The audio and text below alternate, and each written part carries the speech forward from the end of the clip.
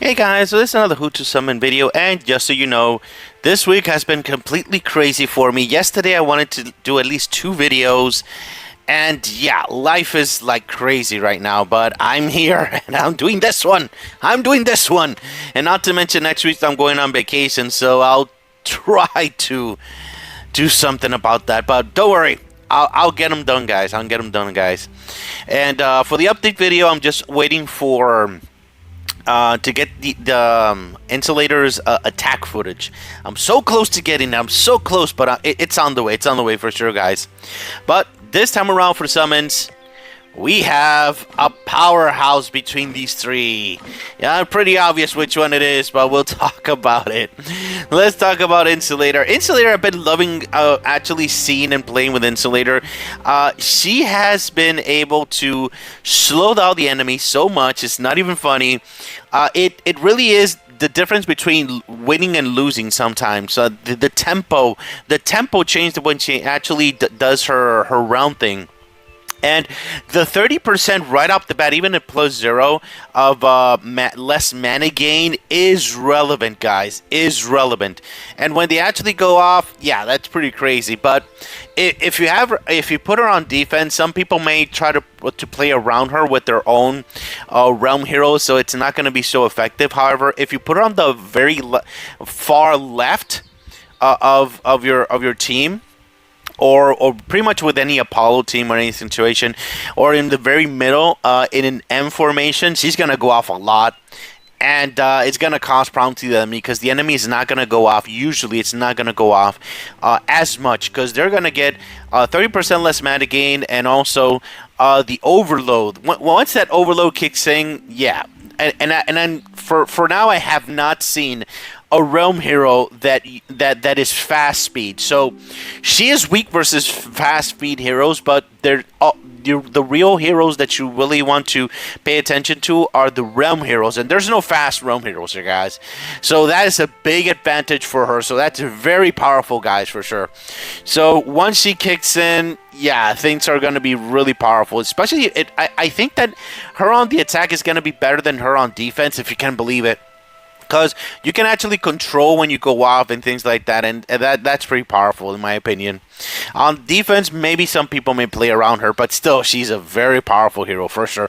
Very powerful realm hero. Now, they brought Banos, this monster over hero. By the way, Banos just barely didn't get on my top 10 of the last year top 10s most impactful heroes, simply because you can't get her to +5 through events. That's the only reason she didn't get the on the top 10. If it weren't for that, she would have been a top 10 for sure, because she is a monster of a hero. And by the way, when she was released, I actually watched the first impression video for her, and I say, is she bugged? And she was bugged. She really was bugged. Because the thing is that in the past, when you have her on the attack and things like that, nobody would gain mana. Period. No reason at all. But if you check her skill here, it says unable to get mana from Nadia Stone. So after a very long time, the developers fixed this. And yeah, now you only get mana from Mana Stone specifically when you're asleep. So if you're on defense and an enemy is in... if you're on defense and an enemy has a Banos and they make you go to sleep, you're still going to gain mana every single turn. It's only the mana from the stones. Before... when you're going on the attack and you put enemies to sleep, nobody would gain mana, period. But now only with the stones, man. So on the attack, she's gonna be less effective when you put enemies to sleep. Now that's the main thing about this. And I'm pretty much when she's on defense and people are attacking her, that's a lot more different, because the attack team is going to depend completely on Nadia Stones to get the mana. So since she's fixed, she's not so overwhelming when you're using her on the attack. That's what I'm trying to get at. But that's why less people are using her on the attack per se. But once you get her to +5 and all that good stuff, it doesn't really matter. Her buff at +5 is pretty amazing, pretty crazy, because you're gonna give let's see, 43% more attack to your entire purple freaking team, and a lot of defense teams have purple heroes, so yeah, that is a really relevant, very powerful ability for her at +5. So yeah, still, even though they fixed her so she was pucked. I wish I realized that sooner so I can report it faster, because when she was released, she was absolutely overwhelming the entire meta everywhere. Like, it was freaking disgusting. But now she's fixed and she's not such of a problem, but she's still going to be a problem if you don't use a Team Realm hero, guys. So yeah, she's still a very powerful, very, very, very overwhelming hero. Not when she was bugged, but still very powerful hero for sure, guys. And now, last but not least, Shelly. I'm a big fan of Shelly, actually, because the thing is that I like heroes that combo off with other heroes. She comboing off with Sigmund, she comboing off with Roland is so much fun. I mean, it's so much fun to play with her. She goes off over and over and over again. Well, that's pretty cool. So on the attack, I think she's an amazing hero, going off so many times. Versus bosses, she's amazing as well. She's pretty cool because she does damage directly. Because there's some bosses that use a shield. She goes directly for the life there.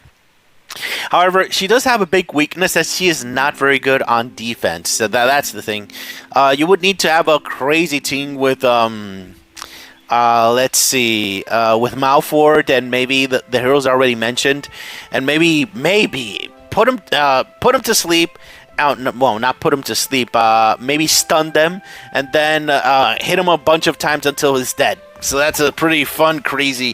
See what I'm saying? That's a really fun idea to do with her, but she's not exactly good for defense. That's her main difficulty there for sure. But if you do have her, do try to get her with a crit weapon. She does perform very well with crit weapons. Now, let's talk about the 4 stars here. So, as I said before, don't get Edda. Edda, it really doesn't do much. She just cleanses and that's it. No damage. Yeah, no bueno. I mean, you just get another. Yeah, in yellow, there's a lot of good cleansers, and this is not one of them. But Clicketta has been amazing here ever since he was released. By the way, a little story time. When in the past there was a combo with him and other heroes that was on defense, which was overwhelming the meta so much. The good old days. But right now you can still use them, and you'll get a good amount of shields. And it's pretty cool. So yeah, a very powerful hero. And by the way, he's a fast hero. So if you find a way to eliminate overload, insulator, that's a good way to do it. You can actually use this guy. He's pretty cool and he's fast. So yeah, pretty powerful. And he's an amazing whip holder. Remember, guys, all the strength heroes have that ability for sure. Very nice. So the next one, Crisanto. I love her character design. She is not a good hero, sadly. She's slow. She's not doing much, guys. I mean, yeah. And what's this 10 times thing? Yeah. This effect can trigger maximum 10 times. Come on. Whatever.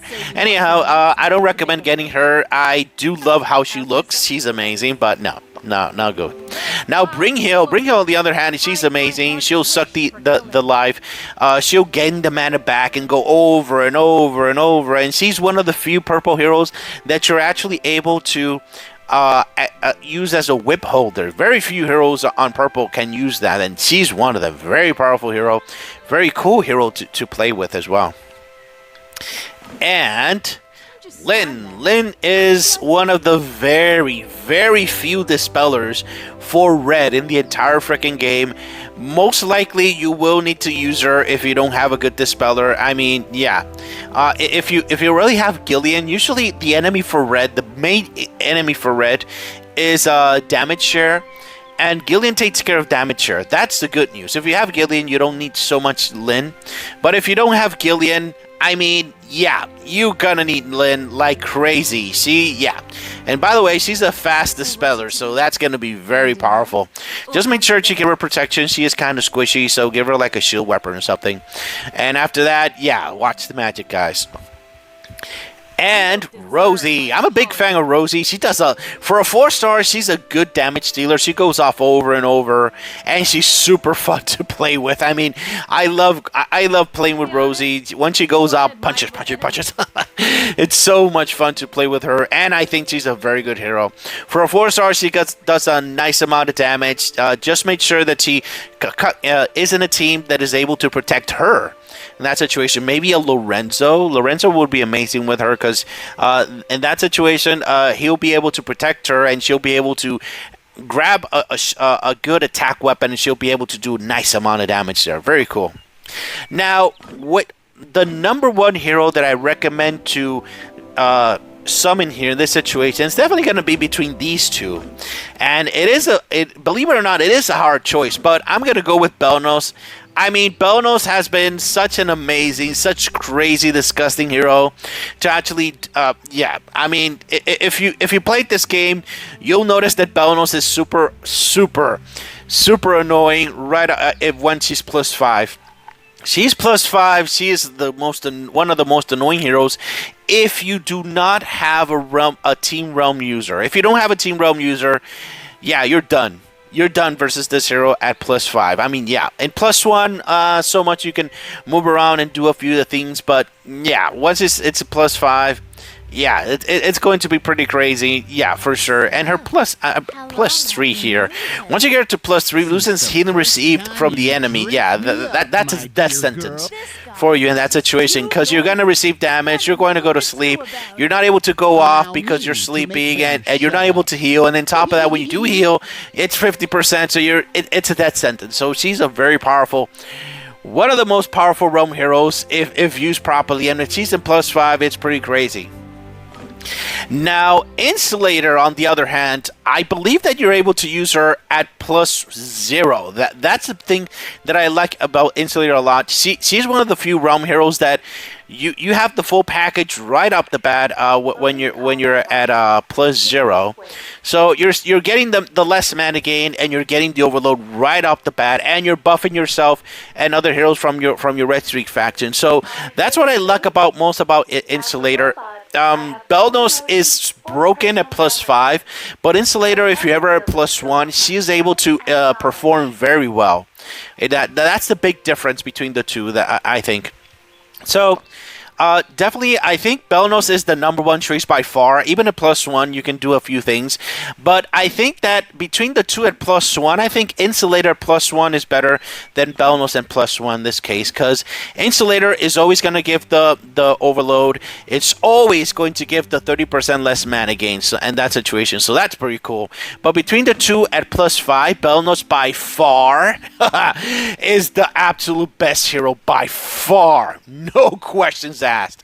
So Banos has been offered 4 freaking times now. So a lot of people would probably have her close to +5. So in this case, so if you get the chance to get her to +5, go for it. She's a very powerful Orem here +5. But if not, you could get Insulator +1. She's really good hero at +1. Very powerful. Just make sure to give her protection and all that good stuff, and you're good to go, guys. And last and sadly, Shelly. Shelly, I'm not able to put her at the top because she's not good on defense. She has to be good on defense. These gals, are both very good on defense and on the attack. Shelly is not good on defense, sadly. But that doesn't mean she's not a good hero. I love to play her on the attack. Super fun, doing damage, and with Roland, which everybody should have Roland with his weapon awakened at +3. Everyone in the entire freaking game. These two together is so fun to play with. And with Sigmund, it's even additional because Sigmund is going to fill up, she's going to fill up, and it's just really fun, guys. Really cool stuff, guys, for sure. Now, for the 4 stars, the number one between the 4 stars is, I think it's going to be... Yeah, it's gonna be Lynn, because you're gonna need some heroes you just need, and Lynn is a hero that you're going to need to actually play this game, guys, for sure. I mean, without the spellers, you're pretty much screwed versus Damager, and if you're playing red and if you don't have Gillian, you need her by far, guys, for sure. Then after that, I would say. yeah, let's go with Rosie. Rosie does a nice amount of damage. Super fun to play with. I'm a big fan of hers. She is she is so cool, guys. That would be my second option for sure. And my third option would be man, the Claqueta and Brimhild, man. I think I'm gonna go with Brimhild this time around. Brimhild, I mean, it's she's so powerful. She does so many things. It's so fun in that situation. But I think between the two, you can choose whichever one of the two. Claqueta is really amazing hero, amazing, also an amazing whip holder. I mean, brings a lot of shields, and if you combine her with Insulator, I mean, yeah. But Insulator +3, by the way, +3. If you combine it with if you get her with +3, Claqueta is usually not gonna get that, the overload. So he's gonna go off like as his fast speed over and over and over. So that's pretty cool. That's pretty awesome. So yeah, those are the options, guys. All right. If you have any questions, if you have any concerns, if you have anything else you would like me to make, really quickly before I go on vacation, please leave it in the comments and we'll talk about it. All right. Thank you very much for watching, guys. Have a great day. Bye-bye.